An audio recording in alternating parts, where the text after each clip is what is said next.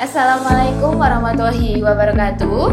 Halo sahabat pintar, selamat datang di Ngopi Ngobrol Pintar bareng Ar-Rasyid. Tempat kita untuk ngobrol santai tapi bermakna tentang anak dan dunia pendidikan. Hari ini kita akan bahas suatu peristiwa yang mungkin membuat orang tua dan juga guru di sekolah itu berpikir keras. Kenapa sih anak-anak itu sudah diajarkan berkali-kali tapi tetap susah nangkap? Hari ini juga sudah hadir bersama saya, Miss Zahra. Ini adalah tentor dari Bimbel Ar-Rasyid yang mungkin sudah cukup lama ya Miss membersamai anak-anak belajar. Oke, halo Miss, apa Halo. kabar? Alhamdulillah baik. Oke, gini Miss, hari ini tuh kita akan ngobrol ya ini tentunya tentang anak-anak itu kan sudah diajarkan berkali-kali nih di sekolah gitu tentang materi yang akan dibahas atau mungkin tentang soal-soal ataupun cara untuk mengerjakan soal gitu. Tapi kenapa anak-anak itu susah nangkep gitu Miss? Apakah Miss Zahra ini juga pernah mengalami hal tersebut? Baik. Jika hal tersebut pasti tentunya sering mengalami ya. Misalnya ada anak nih ketika les itu dia diam saja. Misal kita ajak diskusi, kita beri pertanyaan atau sudah bertanya apa hobinya, itu ternyata masih diam saja. Kita tanya orang tua mungkin memang anaknya pemalu. Iya. Nah, kemudian kan nanti sudah ada UTS, ada UAS, kan ada feedback tuh, ada timbal balik. Ternyata nilai anak yang pendiam ini bagus. Kemudian juga ada bahwa ya ketika les itu si anak ini itu dia itu aktif, rajin bertanya dan terlihat asik ketika les. Iya. Tapi ketika kita sudah tahu nilainya ternyata ada komplain dari orang tua bahwa kadang nilai anak ini tuh turun. Oke. Kadang kan seperti itu, kita tidak tahu ya faktornya apakah memang dari kita atau dari anak atau mungkin faktor lingkungan di sekolahnya. Betul, oke. Jadi masalahnya itu bukan di anaknya, tapi terkait proses belajarnya gitu, Miss? Ya betul, proses belajar, cara belajar, bahkan tentang gaya belajar. Betul, oke. Jadi yang mau saya tanyakan itu gimana sih kerja otak ketika anak itu belajar? Oke, jadi kerja otak itu seperti ini ya. Misal si anak ini itu dia merasa senang, merasa nyaman, aman, atau dia merasa tertarik dengan materi yang akan dia pelajari, itu pasti daya serap otaknya itu baik. Tapi Oke. apabila dia sudah malas, mungkin melihat materinya, ini susah, atau dia merasa tertekan, atau mungkin dia merasa nggak bisa ini, aku udah nggak bisa ini. Nah itu pasti dia kerja otaknya itu akan melambat. Oke, berarti memang cara belajar itu juga mempengaruhi gitu Ya, ya. tentu. Oke. Terkait emosi nih, emosi anak itu kan suka gampang berubah gitu ya, Miss. Itu apakah juga berpengaruh terhadap proses belajar gitu? Tentu, misalnya bahwa kita datang itu harusnya kan dengan happy, dengan bahagia, Betul. karena kadang kan kita tidak tahu ya masalah anak entah itu dengan temannya atau masalah di rumah dia, terus kita datang tuh dia sudah kayak gini, kamu kenapa? Nggak mau les? Kenapa kok nggak mau les? Malas? Nah kita gali lagi, apakah bertengkar dengan temannya? Kalau dia nggak mau cerita ya tidak apa-apa, mungkin itu adalah memang ranah privasi dia. Iya. Tapi kalau memang anaknya mau bercerita, kita branding dulu dengan sesuatu yang membuat dia itu nyaman dan senang. Jika kita itu sudah memberi rasa senang, kemudian rasa aman, nyaman, itu pasti si anak ini tuh akan senang dan tidak terasa bahwa 1 jam itu dia sudah mempelajari banyak hal.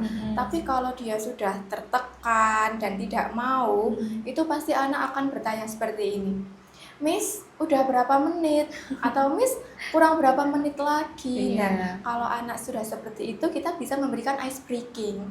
Ice breaking kan bukan hanya sekedar di sekolah saja. Iya. Ketika belajar di rumah, kita bisa memberikan ice breaking. Ice breaking tidak harus yang tepuk-tepuk atau joget-joget. Misalnya kita memberi ice breaking dengan pertanyaan-pertanyaan, misalnya pernah pergi ke Jawa Barat? Pernah. tahu nggak ibu kota Jawa Barat? Nah itu kan juga hitungannya dengan materi ya. Iya. Nah tanpa kita sadari itu adalah pendekatan yang gimana ya? Pendekatan bahwa oh ternyata itu materi, tapi Iya. kita jadikan ice breaking. Nah itu bisa kita juga sebagai pendamping yang mempelajari dia itu memberikan kesan yang positif terlebih dahulu karena kaitannya dengan emosi. Iya. Kalau dia emosinya sudah tidak terkendali, pasti daya serapnya itu juga tidak maksimal. Susah masuk gitu ya, Iya, Miss. Oke. dan pentingnya juga adalah bahwa setiap jenjang itu adalah cara belajarnya berbeda. Kita tidak bisa menyamakan bahwa anak TK, SD, SMP, SMA itu cara belajarnya sama. Itu tidak bisa. Misalnya anak TK itu hanya baru bisa mengenali atau mengamati. Itu tidak bisa misalnya coba 3 ditambah 3 berapa? Itu jangan. Misalnya kita seperti ini. Coba misalnya kakak punya 3 permen. Terus Miss Zahra datang ke sini nih, ngasih kakak 2 permen. Sekarang kakak punya berapa permen? Nah itu kan juga numerasinya kan bukan terus 3 tambah 2 berapa coba? Nah itu di bayangan anak kan belum muncul ya. Nah, betul. kalau sedangkan anak SD itu baru tingkatnya memahami. Untuk yang anak SMP mungkin bisa lebih kritis ya, karena sudah dari tingkat usianya juga. Betul. Kalau yang anak SMA mungkin dia sudah tingkat yang bukan hanya mengkritisi, menganalisis tentang fenomena-fenomena alam, atau mungkin jika itu adalah matematika, mungkin dia sudah ke matematika yang tingkat lanjut. Oh, betul. Oke. Jadi mungkin setiap anak itu memang emosinya beda-beda dan nanti kita sesuaikan gitu. Iya. Ya, betul. Terkait soal gaya belajar nih, misalkan kan anak itu kan ada yang anak visual, ada anak yang auditori gitu. Itu masih relevan nggak, Miss? Tentu masih. Misalnya saja ya, ada anak ya, dia itu dapat menangkap pembelajaran cepat itu misalnya dengan gambar. Ada juga yang dengan diskusi bersama kita. Ada juga yang harus praktek. Nah, misalnya dia itu tipe belajarnya adalah visual. Jika tipe belajarnya visual, kita tidak bisa memaksakan si anak ini untuk mengajak ngobrol terus. Pasti dia akan merasa bosan dan merasa kok ini misalnya kayak gini ya, kok aku nggak mudeng-mudeng ya. Nah, kalau dia tipenya visual, kita bisa memberi misalnya gambar atau memberikan video sesuai dengan materinya. Contohnya saja, misal di kelas 9 itu kan ada materi isu-isu lingkungan. Nah, itu bisa kita kaitkan dengan fenomena yang sedang terjadi. Misalnya adalah longsor dan banjir di Sumatera yang sedang melanda saudara kita di sana ya. Nah, kita bisa tunjukkan itu videonya, terus kita coba berdiskusi dengan anaknya. Nah, dari gambar atau video yang kakak lihat, sebenarnya ini tuh apa toh, terjadi apa? Nah, kita ajak mengobrol sedikit demi sedikit. Nah, kan itu kan juga ada banyak berita tuh tentunya.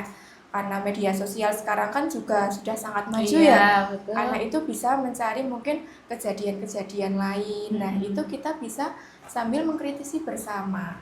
Nah, kalau misalnya anaknya itu adalah tipenya adalah auditori, berarti dia itu harus mendengarkan apa yang mungkin gurunya sampaikan atau kita sampaikan. Nah, kita juga harus membangun branding bersama anak itu bahwa ayo kita berdiskusi, dan diskusinya ini itu isinya itu adalah tentang materi. Jika itu mungkin tentang matematika ya mungkin kan kita juga harus sama latihan tuh. Nah, ini ada soal nih. Misalnya ada 3x ditambah 5 sama dengan 8. Wah, ini tiba-tiba setelah angka ada huruf. Nah, menurut kakak nih, kalau seperti ini gimana cara mengerjakannya? Kenapa tiba-tiba ada huruf, ada angka, tapi juga ada gabungan huruf sama angka? Kira-kira penyelesaiannya gimana? Menurut kakak nih, kalau kita lihat di buku, kalau hanya angka saja namanya apa? Kalau huruf di depan angka itu namanya apa? Jadi kita harus aktif berdiskusi. Mungkin dengan tipe anak yang tipe belajarnya auditori, mungkin kita akan merasa capek, anak juga capek karena mengobrol terus. Tapi tidak apa-apa kalau memang itu adalah gaya belajarnya dia. Karena kita tidak bisa memaksakan, ayo ini berapa hasilnya, X-nya berapa, itu di buku ada loh caranya. Nah, itu tidak boleh, karena kita kan jadinya kesannya memaksa ya.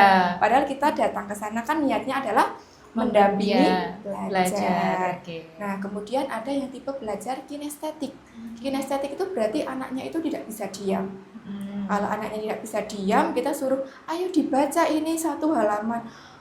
Malas, aku setengah, setengah lo nggak bisa dong ya. Iya. Nah, misalnya adalah anaknya ini nggak bisa diam. Sepengalaman saya, misalnya ada anak TK nih, ada anak TK, mungkin dia nggak mau belajar, nggak mau belajar. Misalnya kalau anak TK sama seperti tadi ya, 3 ditambah 3 berapa? Itu kan mungkin di bayangannya dia, angka 3 seperti apa aja, mungkin masih terbalik. Apakah angka 3 itu hadap ke kanan atau hadap ke kiri? Kan kadang masih terbalik ya penulisannya. Kita lihat, kadang kan ketika di rumah anak itu, kita lihat, ada mainan nih. Kita lihat, ada mainan kodok nih sama apa itu anak-anaknya. Nah, kita lihat nih, atau sama telur-telurnya. Coba Kak dilihat ini, katak yang warna biru nih, katak yang warna biru itu telurnya ada berapa? Coba kita hitung ya. Terus ada katak yang warna hijau, coba kita hitung nih, telur katak yang warna hijau ada berapa? Kalau sudah kita hitung, nanti kita tanya ke anak, menurut kakak, katak siapa yang telurnya paling banyak? Nah, misal kalau kita gabungkan nih, telurnya katak si biru sama katak si hijau, telurnya ada berapa ya? Nah, kita hitung. Nah, misalnya kalau di tingkat SD di materi PJOK yang tingkat SD kan belum terlalu sulit. Misal kita ingin mempraktekkan, itu bisa. Misal di materi SD kelas 4 kan ada sepak bola tuh. Iya. Anak laki-laki terutama suka kan sepak bola. Terus ada materi juggling. Itu nanti bolanya dipantul-pantulkan melewati ini telapak kaki. Aduh, kalau membayangkan saja mungkin kita kan susah ya. Kita ajak anak, nggak langsung pakai bola nggak apa-apa, misal pakai kertas ya dibuat bulat. Coba juggling, bisa nggak? Oh, ternyata bisa. Nah, tadi yang kita praktekkan apa namanya? Nah, pasti anak langsung ingat, oh itu namanya juggling, Miss. Oke. Tuh. Tapi ada juga Kak yang misalnya tipe belajarnya itu gabungan. Misalnya visual auditory. Nah, visualnya dia itu kan misalnya harus melihat video atau gambar. Auditorinya harus mendengarkan. Berarti pintar-pintarnya kita bagaimana membantu anak ini tuh paham melalui visual auditory. Kita mungkin ada gambar tuh di bukunya tentang erupsi Gunung Merapi misalnya. Nah, mungkin dia hanya melihat ini erupsi. Nah, ini ada gunung, tapi ada yang warna merah, ada yang warna coklat. Ini itu apa sebenarnya? Kita bantu diskusi dengan anak. Coba kalau yang warna merah ini kira-kira apa? Yang warna coklat apa? Kira-kira yang warna merah nanti kalau sudah turun terus dia itu mencair dan itu nantinya jadi membeku kehitaman, itu nanti warnanya kan jadinya kan beda kan, nggak merah lagi. Apakah namanya masih sama seperti yang warna merah? Nah, itu kita bisa bantu dengan penjelasan, bukan hanya gambar saja. Gitu.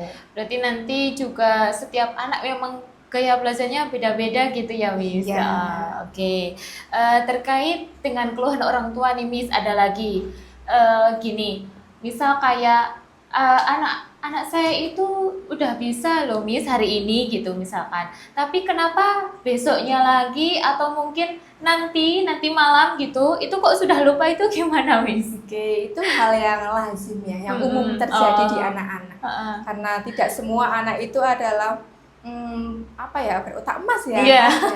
Jadi bahwa hal itu umum terjadi. Misalnya, tadi di les atau di sekolah itu pinter banget, dapat 100, betul semua, tapi besok atau nanti malam sudah lupa. Nah, mungkin itu terjadi karena hal yang dia pelajari itu 1 kali dan tidak diulang-ulang. Jadi ketika itu sesuatu yang mungkin tidak terulang atau mungkin hanya lewat saja di otaknya, otak kita itu akan memberikan respon, sesuatu ini itu tidak terlalu penting. Berbeda jika misalnya kita ulang-ulang, misalnya, oke, kamu sudah membaca, sekarang kita diskusi nih dari hasil yang sudah dibaca, misalnya tentang energi. Nah, kita singgung energi, tentang menghemat energi atau manfaat menghemat energi itu seperti apa. Jadi bukan hanya 1 kali saja terus oke ganti materi, itu tidak bisa. Jadi bagaimana caranya bahwa materi itu tuh melekat di otak itu dengan cara pengulangan. Diulang-ulang gitu. Ya, seperti Diulang-ulang itu. secara konsisten tentunya ya, Ya, Miss. Nggak betul. nggak cuma sekali diulang udah dilupakan lagi Iya. gitu. Oke. Berarti anak yang lupa itu bukan berarti anak yang belum mampu gitu ya, Miss? Ya, bukan, bahwa lupa itu kan juga umumnya manusia, bahkan kita yang sudah dewasa Iya. ini juga sering lupa ya. Betul ya. Jadi lupa itu merupakan proses dalam pembelajaran. Jadi ketika anak itu lupa, kita juga tidak boleh menghakimi, kok lupa, baru kemarin kok sudah lupa. Nah Iya. itu pasti di otak anak, aduh kok udah diginiin ya, kan memang lupa. Jadi mau bagaimanapun lupa ya. Kita juga tidak boleh menghakimi, bahwa jangan memberikan rasa takut atau rasa bersalah ke anak kalau dia itu lupa. Kita bantu, oke, lupa tidak apa-apa. Nanti Miss kasih kata kunci nih jawabannya. Nah, nanti kemungkinan besar anak itu ingat kalau kita kasih kata kunci. Oke, berarti daripada memarahi gitu, Ya, mending dibantu mengingat karena gitu ya. kalau marah-marah kita emosinya habis, Iya. otak anak udah capek dan Iya. membeku ya rasanya. Betul. Dari sekian banyak yang sudah dijelaskan sama Miss Zahra ini, insight penting apa sih yang perlu dipegang bagi orang tua ataupun pendidik bagi anak-anak gitu? Oke, mungkin yang pertama tadi adalah mungkin anak itu mungkin tidak malas, tapi dia itu belum menemukan cara belajar atau menemukan gaya belajar. Nah, mungkin kalau dia itu masih kecil, kita bisa bantu ya, gaya belajarnya seperti ini. Nah, mungkin kalau usia anak SMP atau SMA nih, sedang mencari jati diri, kita tanya, kira-kira kalau kakak gaya belajarnya apa? Apa ya, Miss? Saya aja jarang belajar, aduh gimana ya? Nah, kita bisa bantu 2 atau 3 pertemuan, kan kita jadinya tahu, oh ternyata tipe atau gaya belajarnya itu seperti ini, cara belajarnya seperti ini. Jadi mungkin ada anak yang memang harus sedikit dikerasi, ada anak yang memang harus dengan lemah lembut. Jadi kita nggak boleh misalnya salah terus, kok salah? Mungkin ada anak yang sakit hati gitu. ada yang sakit hati, ada yang biarin nggak apa-apa. Kita cari jawaban lagi. Nah, kita intinya tuh nggak boleh menghakimi. Jadi intinya rasa malas itu bukan hak paten di diri anak ya. Jadi ya itu, kita harus cari cara belajar atau gaya belajar. Mungkin bisa dibantu dari peran orang tua, atau mungkin jika orang tua tidak di rumah bisa meminta tolong pada tentor. Jadi kita juga mungkin 2 atau 3 pertemuan kita lihat, oh ternyata cara belajarnya dia harus seperti ini, atau gaya belajarnya seperti ini. Jadi untuk pertemuan selanjutnya kita bisa melanjutkan, kita juga bisa beradaptasi ke anak. Oke, berarti selanjutnya harusnya seperti ini cara belajarnya. Oke, terus mungkin yang kedua adalah tentang otak yang tadi ya. Otak anak itu dia itu mungkin akan aktif atau baik atau gampang menyerap informasi, menyerap pelajaran ketika dia itu merasa senang atau belajar dengan pengalaman yang menyenangkan.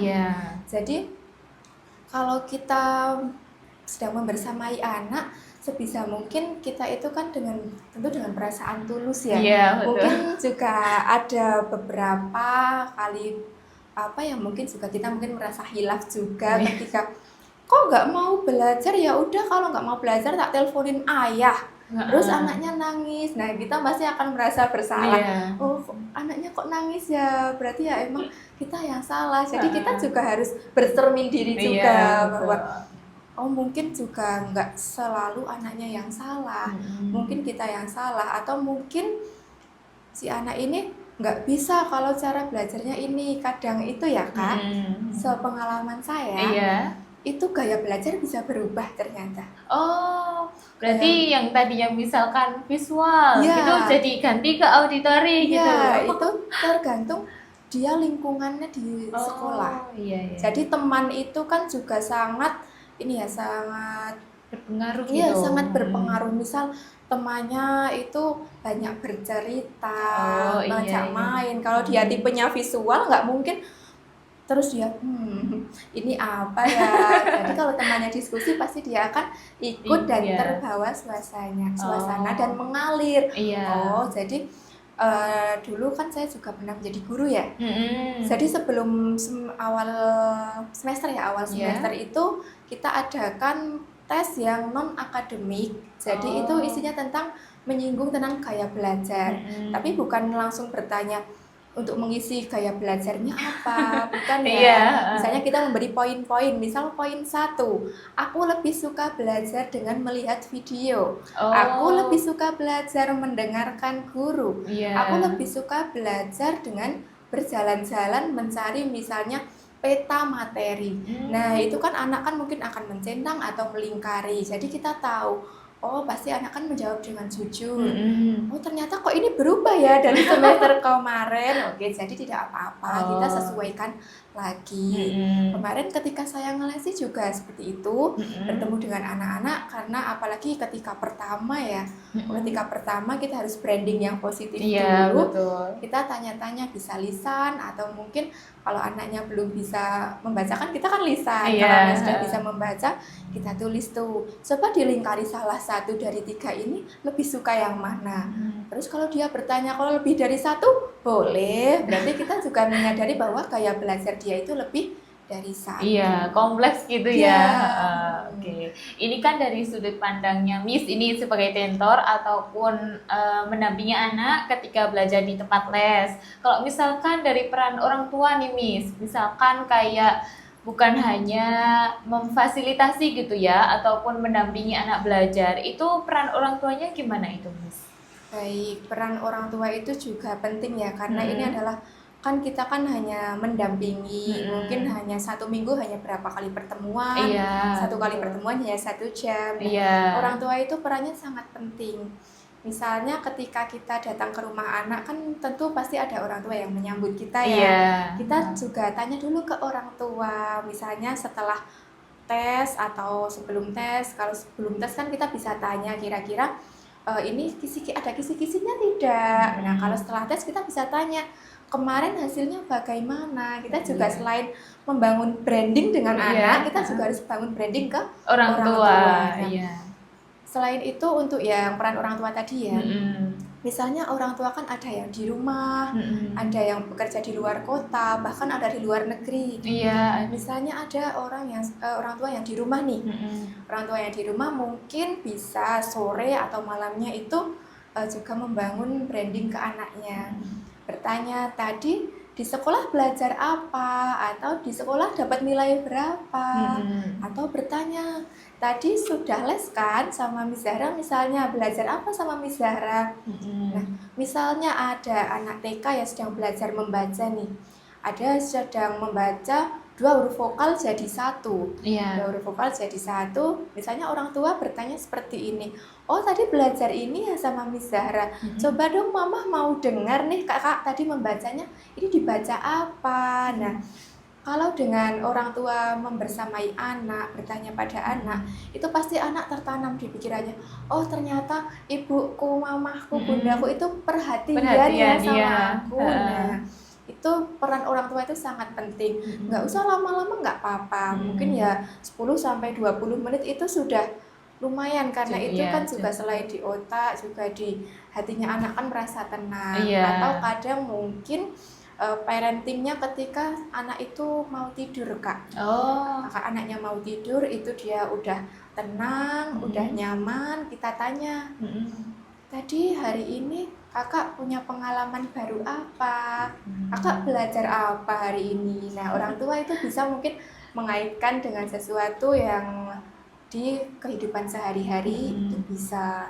Jadi anak sambil ngantuk-ngantuk itu kita ajak ngobrol aja, nggak apa-apa. Karena itu selain anaknya itu merasa nyaman, pasti dia, oh iya ya materi yang ini itu hubungannya ini juga ternyata seperti itu. Kalau yang anak kecil, kalau yang anak besar ya tidak bisa ya Kak. Iya. Terus kalau orang tua yang tidak di rumah, misalnya ada di luar kota atau di luar negeri, mungkin juga sibuk ya. Iya. Nah, kalau dari pengalaman saya kemarin, itu ada yang memang orang tuanya, ayah ibunya itu di luar kota. Jadi dia di rumah dengan neneknya.